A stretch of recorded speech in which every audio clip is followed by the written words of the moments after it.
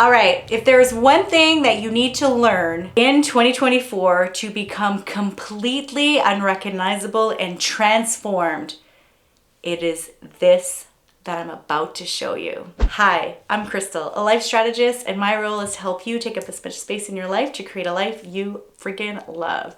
Let's get into it.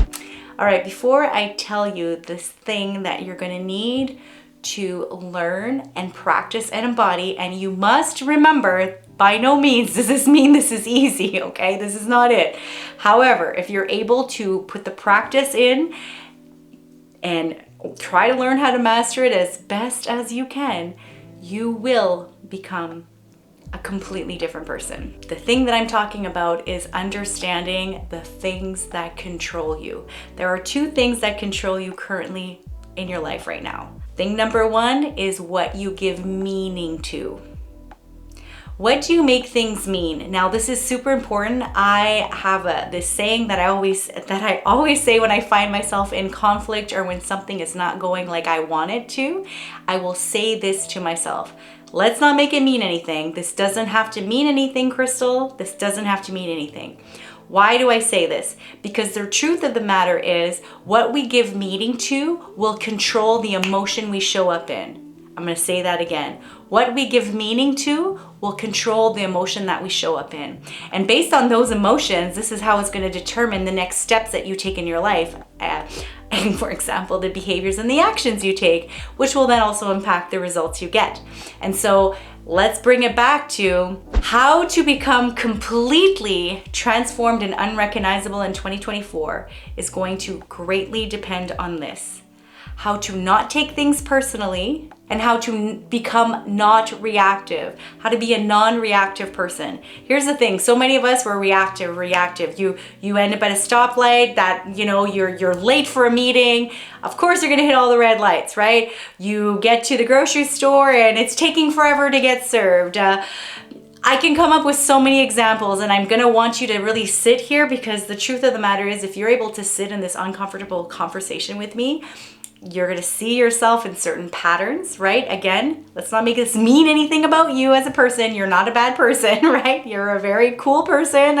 Even if I don't know you, you're here trying to change your life. You're a cool person. Let's not make it mean anything about anything else, right? Again, what did I just say? The things that we make mean create an emotion within us. And so I want you to really sit here in this conversation with me and understand, where in your life are you currently reactive? Somebody says something to you or doesn't say something to you, what right away, you're reactive. Why are you reactive? Because you made it mean something, right? And I'm gonna share a really powerful exercise that I take myself through and that I've shared with a lot of my clients, and I'm gonna want you to really practice this. So I'm gonna ask you different questions. Tony Robbins always says the quality of your life depends on the quality of the questions you ask yourself. So I'm gonna ask you to ask yourself some really powerful, potent questions, and to be honest with yourself. Because the truth of the matter is, what we give meaning to is going to activate this emotion. And sometimes we'll have the emotion and then we tap into what we make it mean. And then this just creates so much chaos in our life. Sometimes things that we show up in ways that we wish we wouldn't have, and it's honestly based on these things. So the reason I say don't take anything personally, that's actually one of the 4 agreements by Miguel Ruiz, I believe. I'm probably not saying his name correctly, but that is a book that I highly recommend you read if you have not. One of the agreements is to not take anything personally. The truth of the matter is, we like to insert ourselves into all of the things. So because we take things personally, that means we're making it mean something about us in this situation, right? And what I need you to understand is, first of all, what somebody says about you, thinks about you, acts about you, whatever, has nothing to do with you. So that's just like the basis, right?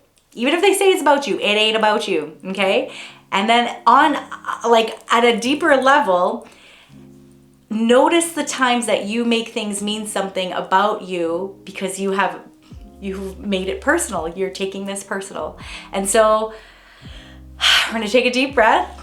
I know that this is really complex, but you're a very intelligent person and you're here and you want to change your life. And so the minute you can learn to detach yourself and remove yourself from that situation, remove yourself from that story, remove what you're making it mean about you, literally your life will be changed. Literally. Now, what I'm going to give you an exercise. These are the powerful questions that I want you to ask yourself. They're super potent.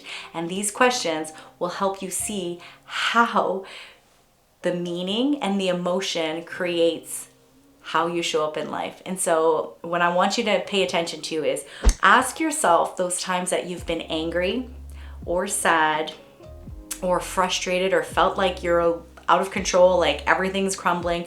Whatever it is, I want you to ask yourself, in those moments, what was the thing you were thinking? What were you thinking in your mind, and what were you making it mean about you? Now, yes, sometimes shitty things happen to people. I'm not at all going to disagree with that. Okay? I just want you to see. I would actually ask you and invite you to write it down. When I work with clients, we actually do this exercise where I'm like, write down the emotions you have in your week, because we tend to cycle through the same emotions. Because it's patterns, everything is a pattern. And when you see the pattern, you can't unsee it. And so it's to find what subconscious pattern you're currently in so that you can break it. And so I'd invite you to write down literally when you were feeling, let's take anger for an example. The last time you were angry, what was the thing you were thinking? What was the thing you were saying, right? Where did you feel it in your body? Literally, right? What were you thinking? What did you say in your mind or physically out loud? What did you feel? And then I want you to, based on the thoughts that you had, right? Based on the thought that you had due to this, I want you to ask yourself, and this is a powerful framework. This framework here comes from Byron Katie. It's kind of pulled from Byron Katie, who does something called the work. And so based on the thought, okay, so now we're gonna work on the thought. You're gonna ask yourself, is this true? Is it the absolute truth? Now, for it to be the absolute truth, the way that I take myself and my clients through is, can you prove that in a court of law? Like, is it the absolute truth? Most likely it is not the absolute truth, because this thought is actually an emotion.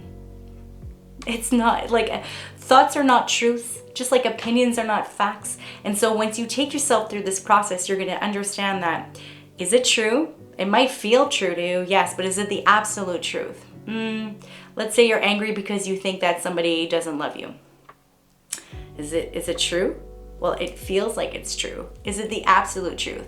For it to be the absolute truth, here is what I'm gonna say. There's no friggin' way to know. We would have to be able to, like, split their brain apart and, like, have all these probes on there to actually tap into, and their nervous system to tap into what somebody else, to determine how somebody else feels about you. Now, like, think about that, okay? Because everybody loves at different levels, and just because you love at a certain way doesn't mean somebody else is able to love you in that exact same way, okay? Or this person or whatever. So what I'm saying, I know it can get super messy. What I'm saying is, in yourself, you have to do this work for you, because you can't control how somebody else feels about you, right? So again, you have to remove yourself from the story. But is it the absolute truth? You don't know. You don't know. The next thing you're gonna ask yourself is, who would I be without this thought? Again, this is based on Byron Katie's work. Who would I be without this thought? Well, maybe I wouldn't be as angry. Maybe I would show up differently, right? And then you do this turnaround. So then you ask yourself, what is the opposite of this thought? And from there, you get to start to pull it apart further. See, the truth of the matter is, when emotions are high, intelligence is low. And what does that mean? It simply means that when we are emotionally triggered, we actually disconnect from the prefrontal cortex that has all the logic and reasoning and future planning. All of that gets disconnected, because we end up falling into the limbic brain, which is our fight, flight systems, right? This is like nervous system now. This is survival. And a lot of times when we're triggered emotionally, it literally has nothing to do with this current situation. A lot of times it's from a past wound that has never been healed, yet it's coming back forward in a different capacity, and your nervous system is like, how can we heal this? Can we just complete the cycle of emotion, right? And nobody's really taught us ever what a nervous system is, and like how it's connected to the mind, and how we show up, and all of the structures to basically stay alive. And so if you want to become unrecognizable and transform your life, you're going to need to really master what you give things meaning to in your life, what you make things mean, and how to no longer take things personally.